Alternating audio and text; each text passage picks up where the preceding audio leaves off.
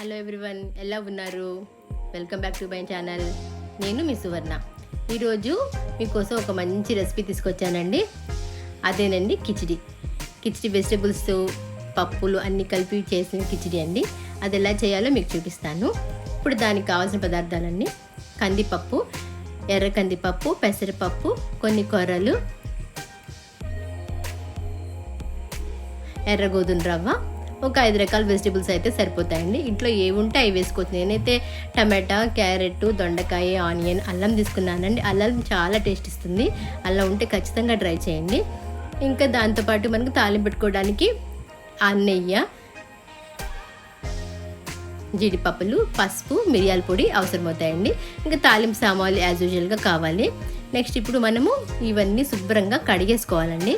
కడిగేసుకున్నాక ఇలా కుక్కర్లో పోసేసుకొని దానికి మనం ఏ మెజర్మెంట్ అయితే బౌల్ తీసుకున్నామో ఆ బౌల్ ప్రకారము ఒక 5 కప్పులు అయితే ఎగ్జాక్ట్గా సరిపోతుందండి. ఒక్కొక్క ఐటము పప్పులు 2 స్పూన్స్ తీసుకుంటే సరిపోద్దండి. ఇలా పోసేసిన తర్వాత దీంట్లో కొంచెం మిరియాల పొడి, పసుపు, కొంచెం పసుపు, నెక్స్ట్ సాల్ట్ కూడా దీనికి సరిపడా వేసుకోవాలండి. తర్వాత తక్కువైతే మళ్ళీ వేసుకోవచ్చు, చూసి వేసుకోండి. సాల్ట్ వేసుకున్న తర్వాత జస్ట్ కాసేపు ఒక 2 మినిట్స్ అలా పక్కన పెడితే సరిపోద్ది. ఈ లోపల మనం వెజిటేబుల్స్ కూడా కట్ చేసి రెడీగా ఉంచుకోవచ్చు. అయిపోయిందండి. ఇప్పుడు పక్కన పెట్టేసి వెజిటేబుల్స్ అన్నీ ముందే కడిగించాను. ఇప్పుడు కట్ చేశాను చూడండి. ఈ కట్ చేసినవి అన్నీ ఒక్కొక్కటిగా కుక్కర్లో వేసేసి మూత పెట్టేసుకోవడమేండి. మూత పెట్టేసుకొని మీడియం ఫ్లేమ్లో మనం ఉంచుకోవాలి. మీడియం ఫ్లేమ్లో ఉంచుకొని 3 విజిల్స్ వస్తే సరిపోతుందండి. తాలింపు సామాన్లు రెడీగా ఉన్నాయి. ఇప్పుడు ఒక గెరెట్ తీసుకొని దాంట్లో ఆవు నెయ్యి 3 స్పూన్స్ వేయాలండి. దాంట్లో మినపప్పు, ఆవాలు, జీలకర్ర, పల్లీలు వేసి బాగా ఫ్రై చేయాలండి. తాలింపు చాలా టేస్ట్ని ఇస్తుంది. దాంట్లో లాస్ట్లో మిరియాల పొడి, జీడిపప్పులు కూడా వేసి బాగా ఫ్రై చేయాలి.